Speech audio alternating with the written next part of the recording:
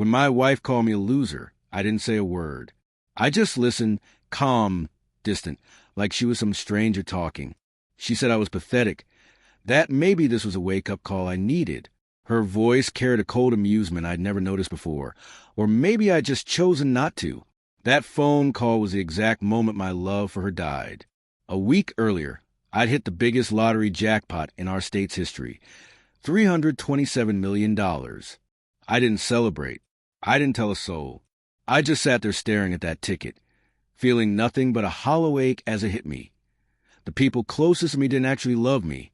They loved the comfort I provided, the stability of my job, the way I always solved their problems. So I decided to test that love. I quit my job and told everyone I'd been laid off that the company had collapsed. I let them believe I was broke, drowning, lost. I wanted to see who would reach out and who would just watch me sink. My wife, Claire, was the first test. When I told her I couldn't cover next month's bills, she barely reacted. "You'll figure out," she said, swirling her wine. "You always do." "I might need a little help," I murmured.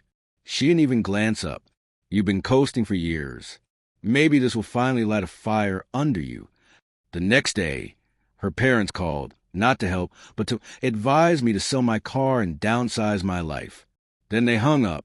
By day 4, I called my brother Nate, the one everyone always underestimated. The kid who barely scraped through college, worked 2 jobs, and still sent money to Mom every month. I told him I was broke and needed $300 to make it through the week. He didn't even pause. "I've got $500 left in my account," he said. "I'll drive over tonight." I told him not to, that I'd manage somehow. He came anyway, drove 200 miles through a storm in his old, rattling truck. When he showed up, drenched and smiling at my door, I realized how small my world had become and how big his heart still was. We ordered cheap takeout, sat on the couch, and laughed like we used to. He never asked for anything, never pitted me. Just handed me a few crumpled 20s and said, "You'll get through this, man. You always do." I looked at that small stack of bills and thought, this is real wealth. That night, while he slept in the guest room, I began planning. 2 days later, I quietly filed for divorce. No drama, no scene, just strategy. Claire's name wasn't on any of the accounts tied to the trust I created after the lottery win. Every dollar was shielded behind a maze of LLCs, each connected to an attorney who owed me favors. The house, though, that was still jointly ours. And that was exactly where I wanted her to fall. I let the process unfold slowly. I let her lawyer believe I was drowning in debt. I let her demand the house, the car, and what she thought were my remaining savings. I agreed to it all. When the divorce was finalized and she walked out of court smiling, thinking she'd won, I made one phone call to my bank. Within hours, all the LLCs, were hundreds of millions, were transferred into my name, made public. That same day, the headlines broke. Local man claims record-breaking $327 million jackpot. Her phone must have exploded. That night, she called me, crying this time, said she'd made a mistake, that she'd been scared, pressured, wanted to talk. I told her to meet me at the house, the one she now owned. When I got there, she was waiting on the porch. Candles lit, wine glasses ready.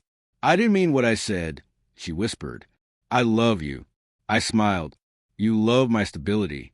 You just never realized how deep it went." Her eyes narrowed. "What does that mean?" I nodded toward the street. A black SUV pulled up. The driver handed her a thick manila envelope. Inside was a foreclosure notice. Turns out, the mortgage she'd insisted stay in both our names had been refinanced months ago through one of my shell companies. She hadn't been paying me. She'd been paying herself into a trap. I left her standing there, barefoot in the doorway of a house she no longer owned, watching her world crumble, the same way she'd once watched me. As I drove away, Nate called. He'd just seen the news. "You're rich," he laughed. "I guess," I said, "but not half as rich as I feel right now." He didn't get it, and that was okay, because that night I wired him $5 million. No note, no conditions, just a quiet thank you for being real. when no one else was. I haven't spoken to Claire since. She moved out of state, probably telling herself she was a victim. But sometimes late at night, I think back to that call, her calling me a loser, and I can't help but smile. She was right. I was a loser until I learned how to lose the right people.